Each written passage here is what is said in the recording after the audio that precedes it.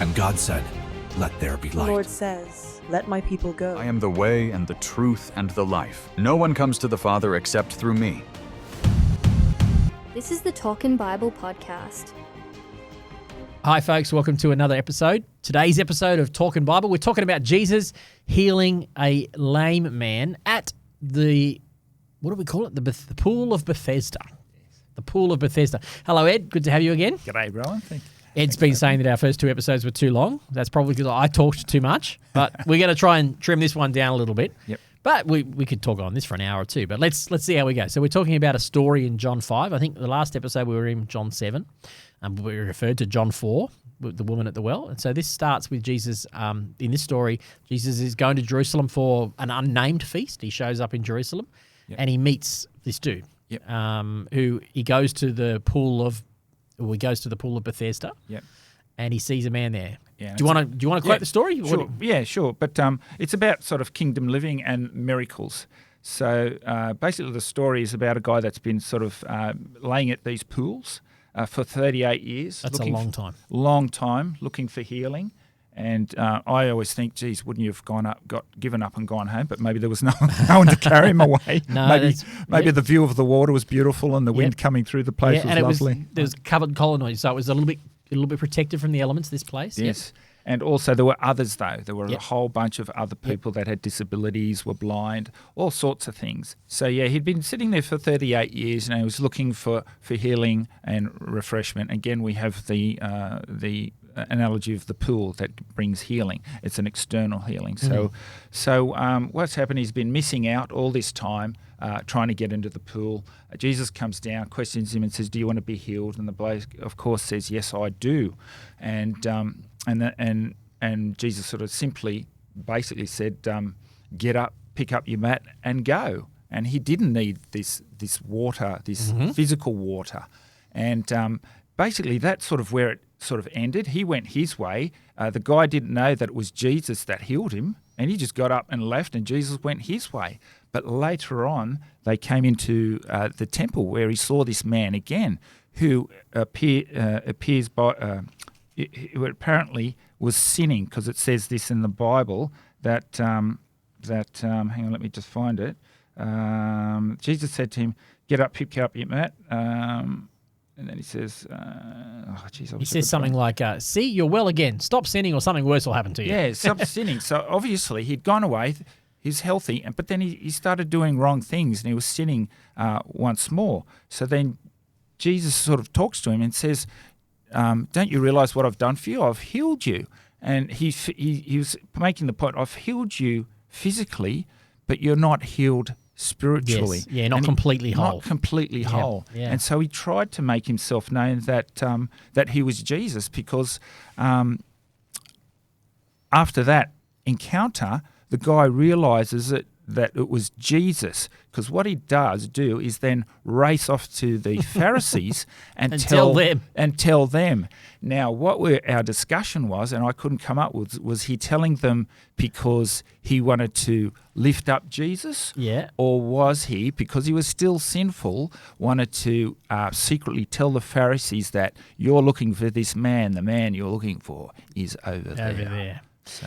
And that's a really good question. So I guess to sum up what I guess you're asking is, first of all, was he genuinely changed? Yes. We know he was changed. This guy's been living there for 38 years and he's been basically lying on a mat for 38 years and he has received healing, but did something, was it more than a physical healing or not? Yeah. And it's a really good question that even scholars don't get. I mean, you're speculating because you're having to develop, you're having to go beyond the context of the scriptures exactly, because it doesn't say what happened to this man beyond what happened. But we can infer a few things, which I think is where probably most scholars would settle on this. Not all by every stretch of the imagination, but I think they would say is going on here is that this is a picture of a man who had been healed, and had received something from Jesus, but yet remained opportunistic, self-centered, self-focused. What can I get out of it? And a normal mind goes, "Oh, that would never happen." If Jesus did that for me, I'd give him my entire life, right? Correct. That's where our mind goes, because we can think of another man in Acts chapter 2 who was lame beside the temple, and Peter and John came along and healed him, and he followed them. He went into the court's rejoicing and praising God for what he'd done. And we all think, yeah, that's what we'd do. But the scriptures are full of stories of people who receive things from Jesus or receive things from God and take them as some sense of, I'm entitled to this, or don't fully grasp the gratitude of it. A bit like we talked about in the parable of the workers in the vineyard. Somehow we think we're entitled to this healing or this miracle or this thing from God, and therefore we don't receive it as a gracious gift, and become we become entitled. And I suspect that's what John has written this story. Which beggars but understand, because he's been laying there for 38 years. You'd think he would be thankful. You think he would be thankful. And yet, so what's good with these stories, when we get these stories where it goes, oh, that's ridiculous, or we get judgmental of people, I think the way to read those in the Bible is actually to turn it on its head. I say this about the Pharisees all the time. It's easy for us to sit there, hear Jesus rebuking the Pharisees and going, yeah, stick it to them, Jesus. But that's not how they're written. We're supposed to ask ourselves, where are we like the Pharisees? So I think in this story, where might I be like this lame man who has received all this good stuff from Jesus, but yet remains entitled? Yeah. Or thinking I deserve it, or it's all right for me, I got healed, but he got something more than I got, They always fall on their feet. How come I never get anything? That kind of mentality, a lack of gratitude. Yep. It's a stingy, stinky attitude. And I think that's probably even what Jesus is getting at in this man. You mentioned he was sinning. And it could read like Jesus caught him sinning. It could be that. Or it could just be that Jesus was saying, you haven't really had your heart cleansed yet. Because if we go back to the story when Jesus first appears to him in the garden, if Jesus first appears to the man at the pool, he says, do you want to get well?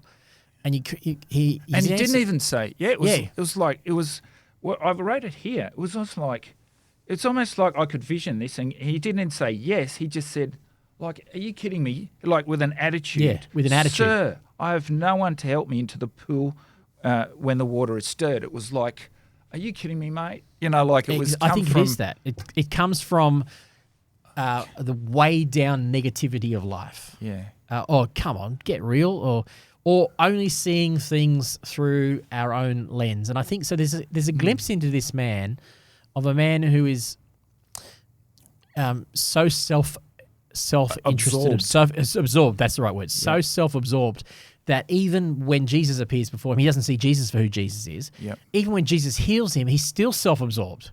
He's still not fully moved from himself into gratitude. And I think that's what John wants us to know in this story. Yeah, and I think we can be like that. I think we can be like that. Yeah, absolutely. With all our lifestyles and luxuries and stuff, we don't thank God, because he's just going, we're entitled to a house, a car, a job and this and that. We're not entitled to or even a specific thing that God does for us. Oh, Lord, we're desperate for that thing. We're desperate for that thing. And then God comes through and graciously gives us that thing, and we forget to say thank you.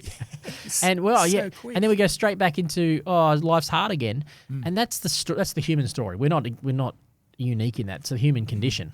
That's what Adam and Eve fell for in the garden. God gives them all the good stuff, and they wanted the one thing they couldn't have. Yeah. So we all do that. We all have this tendency to see the glass half empty. Yeah. And Jesus is trying to say, no, that's not how I operate in my kingdom. And then and again too, we often that attitude can also lead to sin. So we've got to have that balancing, level of God in our lives to go, mate, be humble about this. Yes. Be thankful about this. All the Beatitudes. That's why he gave them to us to go, hang on a second, before you stick on off the rails, have a look. Just have a look at yourself. Have a look at yourself. And that's what Jesus is getting at in this story. I suspect that's why we don't see a nice bow tied around it. Oh, yeah, and the man lived happily ever after. Because we see him, it seems like he's running off to the priests. It's opportunistic. I've heard about that Jesus. Well, guess what? He did this. Now, it could be, I could be reading too much into it. It could be he's going so excited to tell them. However, it doesn't appear to be that way. Because the reason I can say that is because in John chapter 9, I think it is, we read a very similar story of Jesus doing a miracle, healing a man who's born blind. And this man stands before the leaders as well, and he is totally transformed. And he starts preaching to the leaders.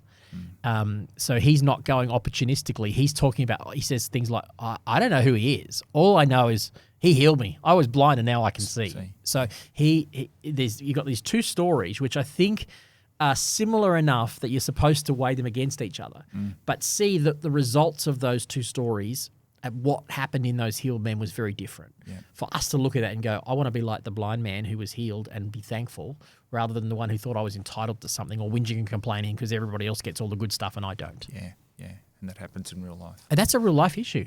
Yeah, and I think that's why it's written. So we can be like seek to be the one who's grateful and thankful. Yeah. Yeah. And that's what this story is all about.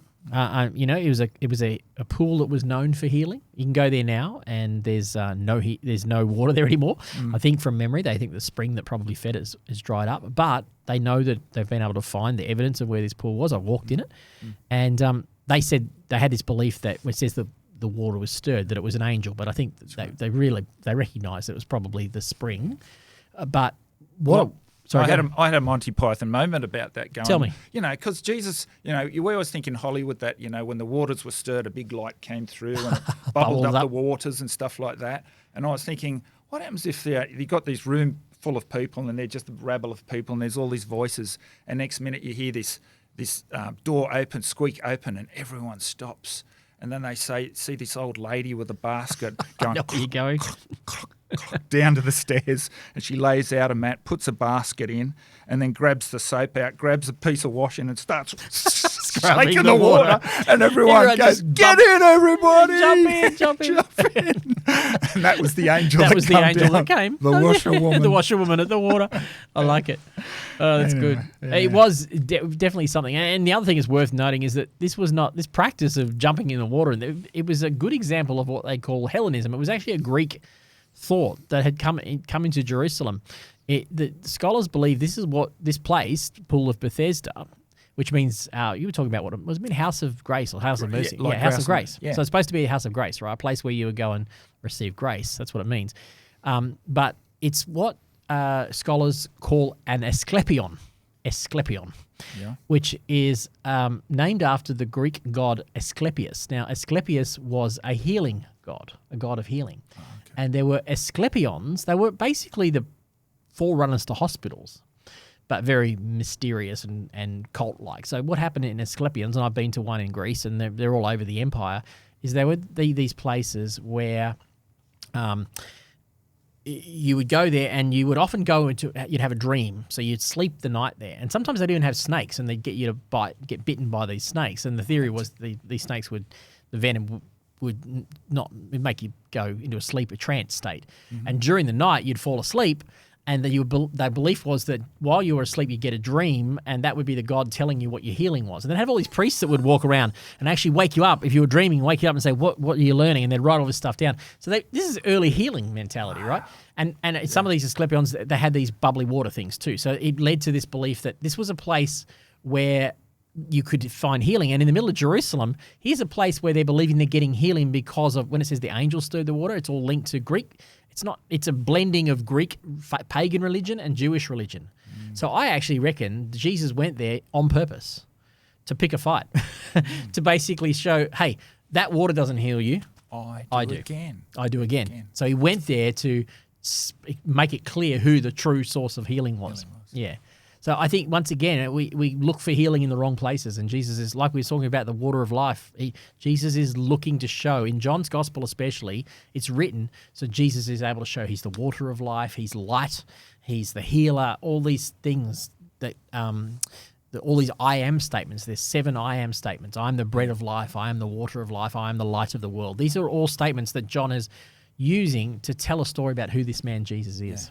Yeah. And he's greater than all of the rituals. He's greater than all the other gods. He's all the things that's supposed to point to him are just signs. They're not thing in themselves. They're a sign that points to him. Yeah. And that's what Jesus is trying to illustrate. Yep. So we go to him, folks. Yep. Go to him for what you need. Don't go looking elsewhere. Yeah. I think that sums it up beautifully. Awesome. Okay. Excellent. All right. Thank you. Rowan. Thanks, everyone.